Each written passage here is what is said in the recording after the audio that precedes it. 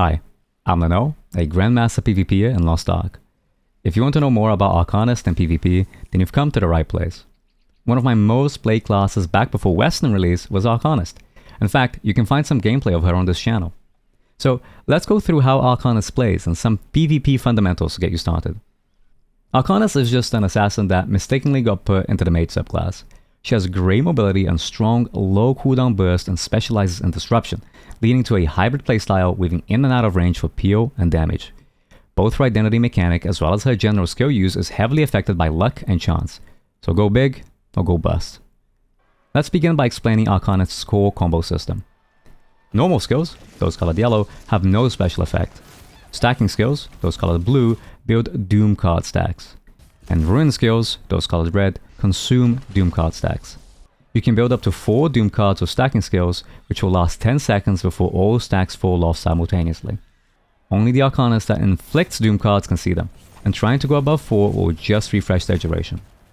Ruin skills have 2 components, a base damage and a Ruin stack damage. The base damage is always the same, but Ruin stack damage will increase the more Doom cards are on the target. This scales very heavily.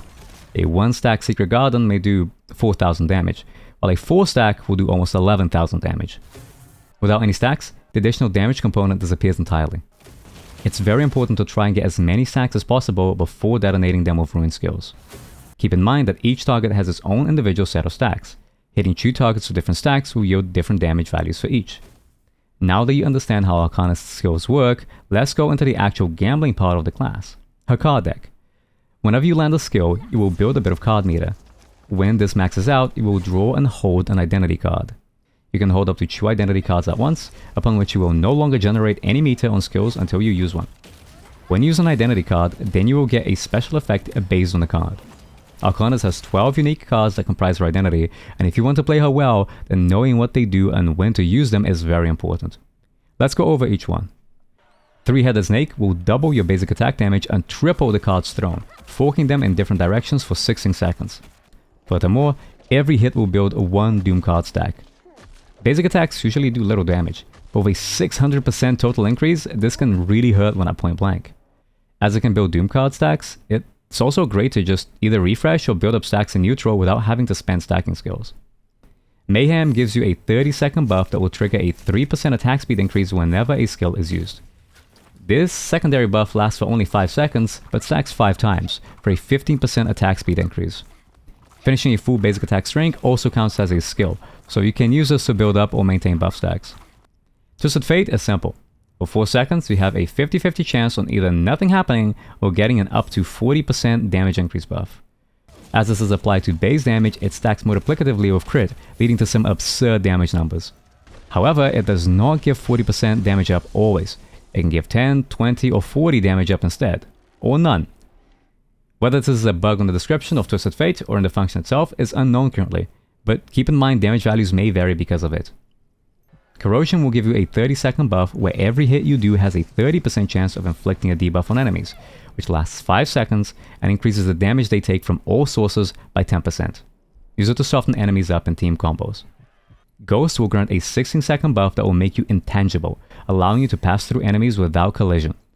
Additionally, you will have a 20% movement speed increase and take 50% less damage for the next 3 attacks.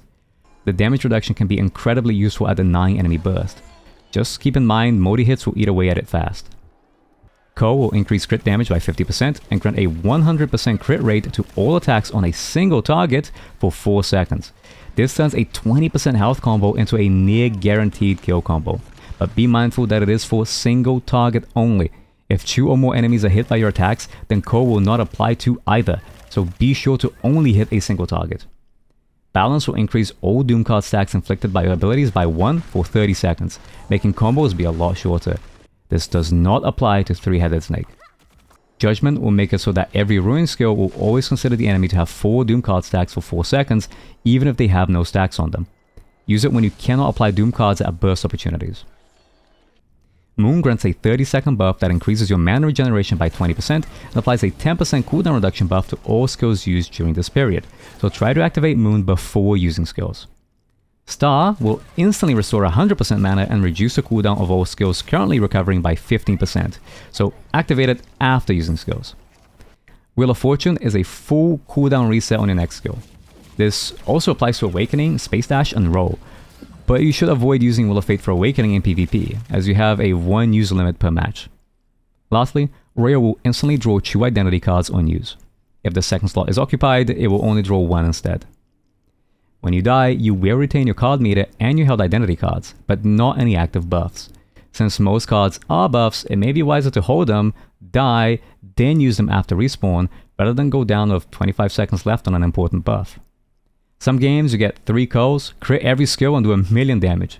Other games you draw 5 Twisted Fates, all will fail the 50-50 and no spells will crit, and you barely scratch 250,000 done. Regardless of what you get, learning how to most effectively use each and every identity card is what distinguishes a good Arcanist from a great one. Both of Arcanist's Awakenings can be viable in PvP, although the first, Prismatic Mirror, is far more popular due to its consistency. Prismatic Mirror will drop a big AoE, dealing multiple paralysis-inflicting hits, then finishing with a large push-inflicting explosion that yields an identity card on hit. It has fast activation, covers a wide area for a decent amount of time, and does good damage, making it great for catching enemies, map control, or peel. Deathbound, on the other hand, is a straightforward burst damage awakening. Arcanist will summon a Joker card that reaps enemies for a low base amount of damage while applying push. The gimmick is that the damage increases depending on the number of Doom cards stacked on enemies' hit. Since it doesn't consume the Doom cards for its damage increase, it can combo with Ruin skills for some heavy burst. Due to slow activation though, it can only be used in targets with no roll, and even at full Doom cards has pretty mediocre damage, so Prismatic Mirror is usually preferred.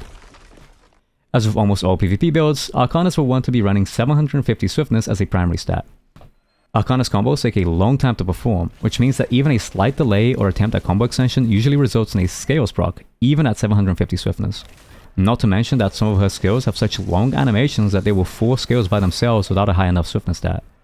For a secondary stat though, Arcanist has some degree of freedom.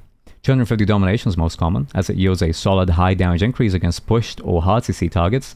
Out of the stat choices, it's the safest pick for high damage and conversions from allied catches.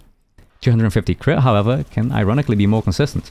Most of Arcanist's combos are done while the enemy is in paralysis, where Domination will not apply. Most Arcanist combos barely benefit from Domination. And considering that many of Arcanist's skills do overwhelmingly more critical damage than regular damage, then crit becomes more viable. 250 Specialization is also a safe pick, as it increases Ruin damage as well as card meter gain. It is a decent increase to her primary burst though, and gives more identity card draws, which can change the tide of a match. Overall, all 3 are viable secondary stats. Domination is a safe pick for capitalizing off of Stream of Edge and Call of Destiny, as well as allied catches. Crit is more of an all-rounder stat pick to cover all of Arcanist's damage regardless of enemy CC state, but can be volatile. Specialization is the lowest average damage gain, but also the most reliable, and allows for more chances at identity cards. Let's briefly cover Arcanist's skill picks for a standard 3v3 build. You can find a link for the build in the description. Call of Destiny is Arcanist's core knockdown skill, inflicting push from a range while being paralysis immune. The second line pod, Dark Fate, means that on hit it will grant 50% crit damage increase for 3 seconds. It's a decent skill to interrupt enemies and great for combo setups with Celestial Rain. It is animation locked until Arcanist lands after her jump. Unlimited Shuffle is Arcanist's answer to everything. It's very fast activation with a huge range and can either apply push or electroshock at the end, depending on the pod that you take. You can use this as a combo starter in neutral, as a way to control space and prevent enemies from going in, or even as a peel tool to help your team. Although it has paralysis immunity, it also has a very long animation, and is fully anti-locked when off the ground. Using this skill without space dodge up means you will almost certainly get hit, so be careful. Dark Resurrection is a useful tool for both catching and comboing. It has a very fast startup, inflicting paralysis, and then a hard CC and deals good damage. There is a gap between the first and second hit though, where enemies can escape. So use other abilities to keep enemies in place and convert into a full combo. As it is paralysis immune, it is also decent for trading. It's animation locked until the demon appears on the ground. Scratch Stealer is Arcanist's main combo starter and initiation tool. It's fast, travels a good distance, and inflicts paralysis and a card stack. It leads into her core bread and butter combo and overall is a great engage. Since the second hit inflicts push and the second stack, you can use it to punish enemies without roll. It can also be used to escape tricky situations due to both its distance and paralysis immunity. It is animation locked until either the dash ends or the slam connects. Spiral Edge is Arcanist's only push immunity. It can be cast twice consecutively and also inflicts paralysis as well as a card stack. It has a rather long active hitbox, which means that where someone is hit varies on the distance. Standing too close means that you may land too far away to land your abilities. When at the correct distance though, it can also function as a combo starter. Just remember that it is your only push immunity and buffs your move speed, so it's ideal for escaping. It is fully animation locked until landing, so be careful. Stream of Edge is one of Arcanist's core zoning and pure tools. It does not inflict any hit stun, but will build both Doom card stacks and a debuff on enemies. Once the debuff hits 4, enemies will be electroshocked. This is an ideal skill for maintaining control of the map and helping your team by securing positions or denying combos. The electroshock also lasts long enough to combo into other abilities. Since Stream of Edge builds Doom cards, it helps with faster combos and heavier bursts. Just remember that it has no immunities, so it can easily be interrupted on startup. And because it is a triangle, standing right in the middle means one can avoid being hit entirely. It is animation locked until the triangle appears. Dancing of Spineflower is Arcanist's primary combo tool. It is nearly instant startup, making it the best skill to follow up from a stray hit. Since it applies paralysis, and it also has paralysis immunity, it's really useful for trading with enemies. It will build a Doom card on its first hit, and then all odd numbered hits after, so 1, 3, 5, and 7. One of its core features is the ability to teleport to the starting position by reusing the skill. After the first few hits, up until the end of the skill, you can return to your starting cast at any time and drop an explosive flower, dealing heavy damage and stacking a Doom card on those that are hit. The teleport only works for the duration of the skill though. After it ends, the teleport expires. Both enemies and allies can see your starting location, so keep that in mind. If juking enemies by teleporting wasn't enough though, the skill is also cancelable by any other skill. At any point after the second hit, it can be animation cancelled by skills that are not your space dodge. Mix and match returning to original position, full casting or skill cancelling out of Spineflower to throw enemies off. Slash Your Rain is the only ruin skill used in the conventional build, but it is low cooldown, inflicts paralysis, has a fast cast, and can hit very hard. Its lack of immunity makes it easy to interrupt, even on reaction. But it has many uses, like peeling with the long range paralysis, or as a hit confirm for Dark Resurrection combos. You can use it to catch enemies in neutral before comboing, or just outright doing damage. The skill also has a special feature that it does more damage versus airborne targets with its first volley, and more damage versus knockdown targets with its second volley. It will also immediately ground enemies knocked in the air. So aim to always use the skill at max Doom card stacks and against airborne targets, usually after Call of Destiny. It is anti-locked until the first volley, but keep in mind that anti-cancelling before the second volley lands will interrupt it. Arcanist has some degree of build variation. For existing skills, you can play around with using mana reduction pods instead of regular pods, or vice versa. Arcanist is one of the most mana-hungry classes in the game. Without Moon or Star cards, you are guaranteed to run out of juice. Find a balance that works for you. As for skill replacements, Mysterious Stampede can be used instead of Stream of Edge or Call of Destiny for a quick paralysis inflicting skill that can lead to combos. It has no immunity, which means it is punishable, but usually only by large skills due to its mobility aspect. It is fully anti-locked, but goes far and casts fast, which means it is usually not much of an issue. It also stacks its cooldown twice, allowing for more versatility in skill use. You can also replace Call of Destiny for Secret Garden, though you may need to sacrifice the Crit Pod and Slash Your Rain for mana instead. This rune skill is an all-or-nothing burst. It's melee only and has no immunities, forcing risky melee engages. However, if it crits, it does obscene damage, being Arcanist's strongest burst. When at maximum Doom cards, it will even apply push to targets. And as it does not need an airborne target like Slash Your Rain, it allows for faster combos. It is fully animation locked, but it is also so fast that it usually doesn't matter. Arcanist combos tend to follow a rather strict format, as building up Doom cards to enhance Slash Your Rain or Secret Garden is important. Combos for Arcanist can also vary from short to very long, so don't be concerned with maximizing damage if it means staying safe. The bread and butter Arcanist combo is Scratch Dealer into Dancing of Spineflower for 3 hits, then teleport back, Call of Destiny, and Slash Your Rain. You can reposition after Call of Destiny to land Slash Your Rain to stay safe. If you are not repositioning, you can also add Dark Resurrection before Call of Destiny. You have to be fast though, as Call of Destiny will knock enemies too high to be hit by Dark Resurrection. It relies on the instant grounding effect of Slash Your Rain to connect all hits, so it has airtight execution. The combo also works off Spiral Edge, although it does need proper spacing. Stream of Edge combos can seem simple, like an optional Dark Resurrection into Call of Destiny and then Slash Your Rain. You can also just go melee instead. Just be careful that scales begin ticking from the moment of the hard CC being applied. Do too many hits of Dancing of Spineflower and you will hit scales.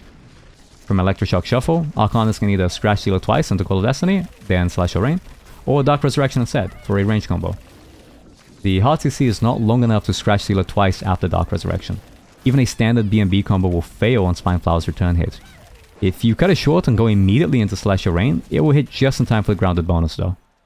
If the enemy has no roll, it may be worth using Call of Destiny before Dancing with Spineflower. This is so that the crit damage bonus can apply to Spineflower as well as Celestial Rain. If it doesn't crit though, it will be lower damage than just a standard bread and butter. Don't try to Dark Resurrection after Scratch Stealer or Sparrow Edge. It's too slow. And try not to use more hits of Dancing with Spineflower than you need. Arcanist combos are very long, so scales are often an issue. Your role is really one of being a disruptor and enabler. All in all, you're incredibly obnoxious by constantly breaking up combos of long-range paralysis and hard CC and denying areas of the map to give your team breathing room.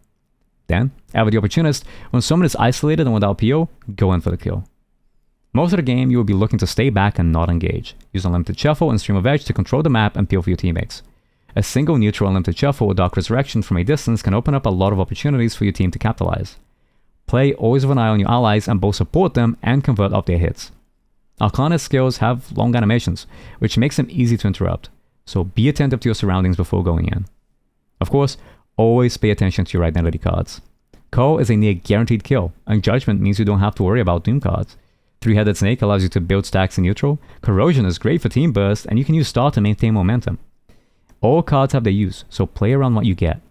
You need to be versatile and adaptable as a player, making the most use of the cards that you're dealt. Arcanist damage may feel subpar without luck, but when you draw the right cards and get big crits, she has some of the strongest damage output in the game. That's all for the fundamentals of Arcanist and PvP. Arcanist can suffer from inconsistency, but when Lady Luck smiles, she's one of the most satisfying classes to play. Plus, she's without a doubt one of the most stylish. I'm streaming Grandmaster ranked games of Arcanist now that it has been released in the West, so if you want to see high-level Arcanist gameplay, then you can come check me out at twitch.tv/Lin_no. That's all from me, folks, and I'll catch you in the Coliseum.